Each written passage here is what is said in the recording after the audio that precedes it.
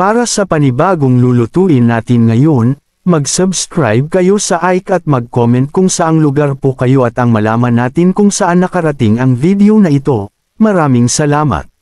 Bok choy Tagalog. Ang bok choy Tagalog ay maaaring kainin anumang oras ng araw, maaari itong kainin ng mag-isa, o maaari itong ipares sa kanin. Maraming tao ang mahilig sa bok choy Tagalog dahil sa mainit at masarap na lasa nito na nagbibigay ng pakiramdam ng tahanan. Gusto kong kainin ito na mainit na may sawsawan ng patis, kalamansi, at durog na sili. Paano magluto ng bok choy Tagalog? Pagprito ng bawang, sibuyas, at luya. Bok choy Tagalog hakbang 1. Simulan ang ating recipe sa pamamagitan ng pag-init ng langis sa isang kaldero sa katamtamang init. Susunod, idagdag ang durog na bawang, at prituhin hanggang sa mag-brown at ilabas ang masarap na amoy nito. Pagkatapos nito, ilagay ang hiniwang sibuyas at hiniwang luya, at patuloy na prituhin hanggang sa maging malinaw at malambot ang sibuyas. Pag-brown ng liempo at paglagay ng patis. Bok choy Tagalog hakbang 2. Susunod, ilagay ang liempo sa kaldero, at haluin hanggang sa mag-brown ang mga gilid nito, na dapat ay mga 2 minuto. Para timplahan, ibuhos ang isang kutsarang patis at haluin ng mabuti. Pagpapakulo para sa lambot at pagsasama-sama ng lasa. Bok choy Tagalog hakbang 3. Pagkatapos, ibuhos ang 6 na tasa ng tubig at takpan ang kaldero, at hayaang kumulo. Kapag kumulo na, bawasan ang init sa mababang apoy.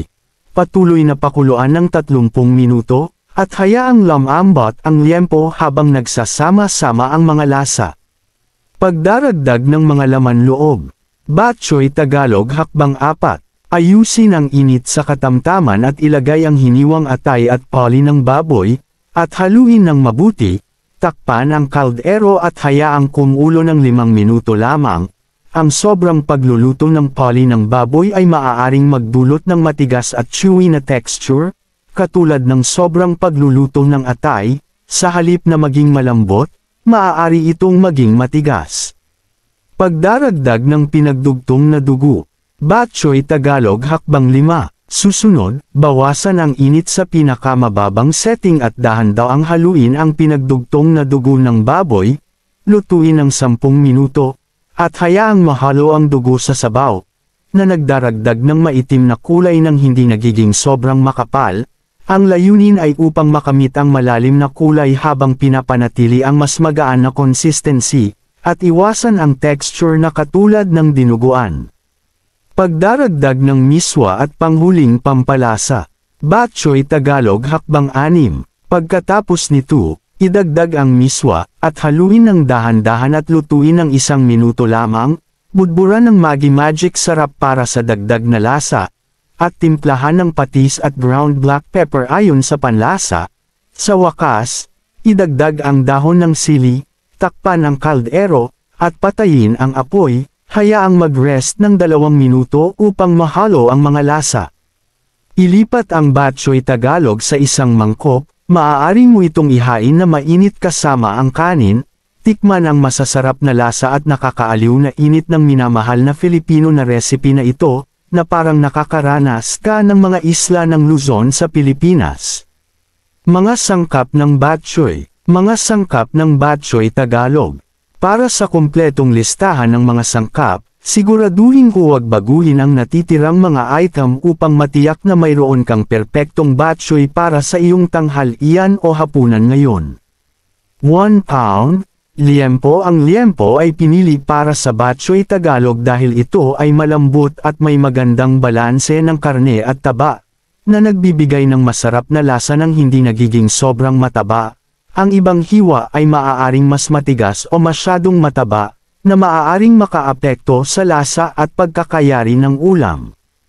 Half a pound, poli ng baboy. Kung hindi mo ilalagay ang poli, ang sabaw ay magkakaroon ng mas simpleng lasa at kulang sa komplikasyon. Maaari mong palitan ang poli ng baboy ng pancreas ng baboy, na karaniwang kilala bilang sweetbreads, sa pagluluto. Ang pangalan ay maaaring nakakalito dahil hindi ito matamis o tinapay. Malamang na nagmula ito sa lumang salitang Ingles na bread na nangangahulugang karne na tumutukoy sa laman loob ng mga batang hayop. Half a pound, atay ng baboy. Ang atay ng baboy ay mayaman sa bitamina at nagdaragdag ng kakaibang lasa sa recipe ng Bok Choy Tagalog. Tiyakin na ang mga laman loob ay hiniwang manipis. Half a pound, dugo ng baboy, pinagdugtong. Ang Bok Choy Tagalog ay tinatawag na ganyan dahil sa paggamit ng dugo ng baboy, na nagtatangi nito sa tradisyonal na bok choy. 2 ounces miswa. Ang miswa ay manipis na noodles na gawa sa trigo na sumisipsip ng sabaw ng maayos. Kung walang miswa, ang ulam ay mawawala ng masarap na pagkakayari na nagiging kapwa nakakabusog at kakaiba. 3 ounces dahon ng sili para sa bawat nilagang puso, tulad ng tinulang manok. Naruroon ang dahon ng sili. Ang dahon ng sili ay nagdaragdag ng kaunting sariwa sa ating recipe.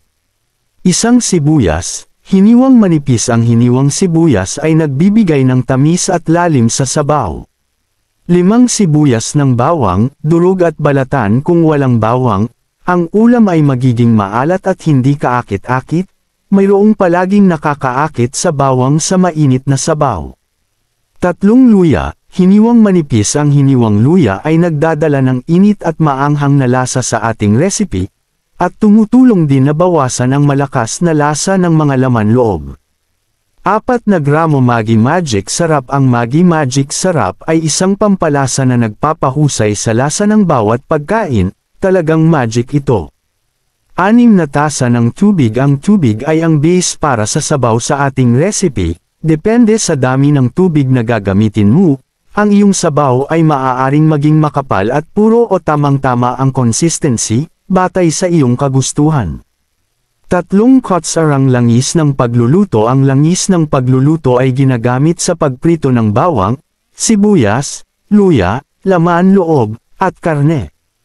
Patis at ground black pepper. Ayon sa panlasa, ang patis ay nagdaragdag ng alat at umami na lasa sa Bok Choy Tagalog, habang ang ground black pepper ay nagbibigay ng kumpletong lasa sa ating recipe ng sabaw.